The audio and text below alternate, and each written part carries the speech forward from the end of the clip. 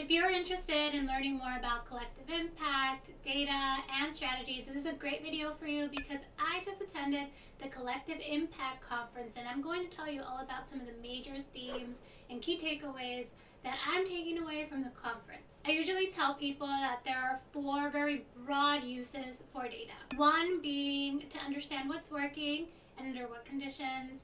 2, to figure out what sort of improvements or adaptations would be most appropriate. 3, to support decision making. And 4, to make your case to potential supporters like funders or community members. However, these can be broken down into further subsets, and one of the presentations I attended did just that. The Youth Opportunity Forum is a network of coalitions, and they have 6 separate uses for the data they collect. One is to communicate their vision. You can think of this as that big, audacious goal that your coalition is working towards. For example, the Futures Makers Coalition has a goal of transforming Southwest Florida's workforce by increasing the proportion of skilled workers, those holding quality credentials, to 55% by 2025. So that sort of shows you what the high-level goal is that this coalition is working towards. Another use case is to make your case. This includes having indicators and data that shows the need and opportunities to potential supporters like funders. It might also be showing that your work is successful and that you're actually, working towards this goal in an effective way. Another use case is continuous improvement. One of the ways I've done this in the past is something we've called doc calls. Basically, we would talk to people who are leaders of community action teams and ask them how well implementation is going, are projects moving along, what are some of the challenges they faced, what are some of the things that have facilitated their ability to implement the project. And we basically tackle challenges as they occur and document the things that help them grow and implement the project so that we can be sure to, one, know what are factors in success, but also so that we can lean towards those and maybe reinforce them a little more. Now, you can replace the youth here for your target population. For example, if you're working on kindergarten readiness, maybe your population is 0 to 5-year-olds and their families. If you're working on increasing, employment, maybe your population that you're interested in is young adults or adults 25 to 65. The point of this use case is to really understand what this group's perspective is and what their needs are. You can use secondary sources to really understand broadly what their needs are. Another opportunity here is to gather data from the people themselves. So for example, maybe you can do a survey, community meetings where you actually ask people what are they experiencing. So you might ask people what their needs are, what are some of the things that support their opportunities for the future. Another use case is accountability. Basically, are partners doing what they said they were going to do, and is it even working? And finally, another use case is to assess partnership health. Basically, how well are partners collaborating? I'm actually working on another video right now on how to measure collaboration, so make sure to subscribe so you don't miss that one. The point is that there are a lot of different ways you can use your data, and also that one data set can be used in a variety of ways. That is, some of those accountability data points are also going to help you understand how well you're continuously improving, and they're also going to help you understand how well partners are collaborating with each other.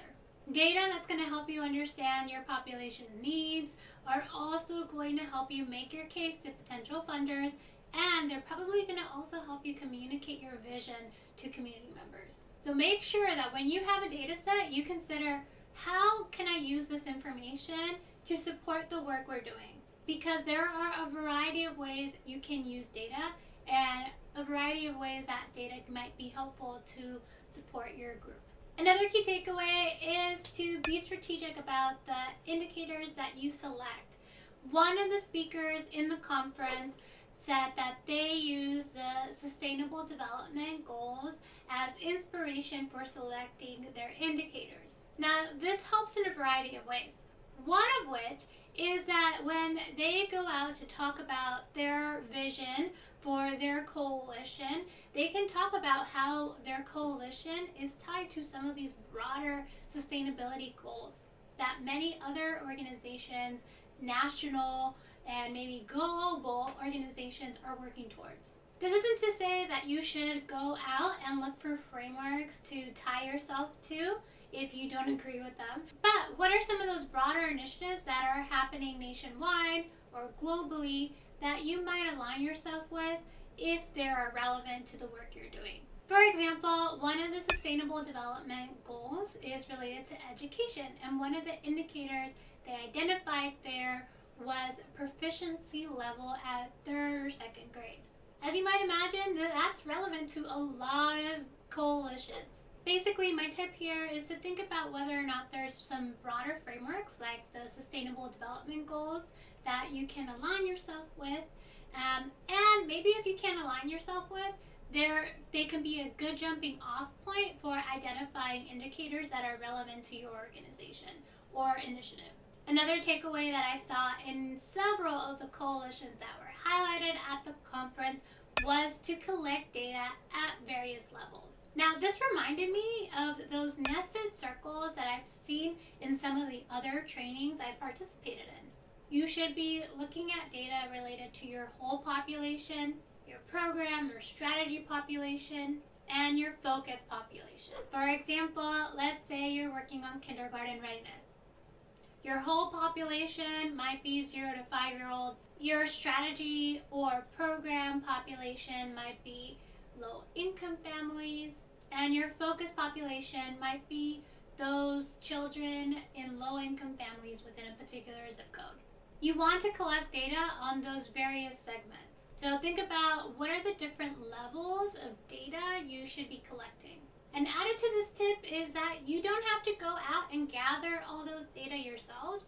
You can actually use a lot of secondary sources. In fact, a lot of the coalitions that were highlighted in this year's conference actually use secondary sources to explore these different levels of data. For example, if they were interested in race and ethnicity, they made sure they picked indicators or collected data that could be broken down based on those different races and ethnicities. Another takeaway is to make sure that you are giving people the opportunity to review the data themselves. This can be done at a variety of levels. For example, the Opportunity Youth Forum collected a variety of data points for the entire network that they support. But one of the things they also did is that they developed versions of those reports for each coalition. So each of those coalitions felt like they had some sort of data that they can use to make decisions, think about their strategies, maybe make improvements. So this was really helpful for people because they not only used some resources to provide data, but they also got something back. Another coalition, one of the things they did was ask their community members to answer a survey. And once people complete the survey, they're given a link that shows them a real-time update of all the data that was provided using the survey. So make sure that you're not just taking data and using it for your own purposes, but you also give the community an opportunity to review those data as well. Another key takeaway from the conference is that relationships are important. So everyone that was highlighted at the conference didn't do it themselves. It was usually team members from various partner organizations that came together to accomplish the projects that they were highlighting. So I encourage you to think about the network your coalition is developing and the sorts of skills it takes to build those networks up. One of the coalitions shared this network map.